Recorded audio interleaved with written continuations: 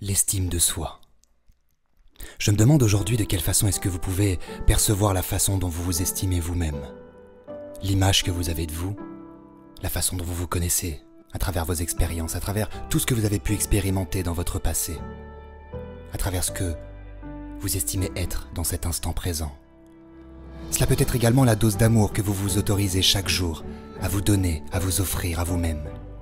On dit souvent qu'on peut donner aux autres que ce que nous avons en nous-mêmes, alors la première façon de pouvoir aimer l'extérieur, aimer la vie, aimer les gens qui sont autour de nous, serait dans un premier temps d'apprendre à s'aimer soi-même, à développer cette énergie à l'intérieur de nous, cette lumière, l'amour de soi.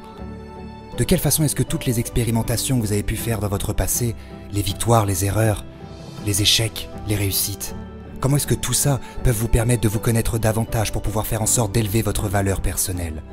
Car lorsque l'on parle d'estime de soi, on parle bien de valeur personnelle. Et je pense qu'on ne doit pas définir, ou plutôt laisser l'extérieur nous définir notre propre valeur, mais que c'est à nous-mêmes de pouvoir définir, avec nous-mêmes, notre propre valeur personnelle. Apprendre avec le temps à pouvoir l'augmenter, la booster. Apprendre à s'autoriser, à s'observer, avec beaucoup plus de lumière, beaucoup plus d'élégance, beaucoup plus de capacité, beaucoup plus de pouvoir personnel, de puissance même.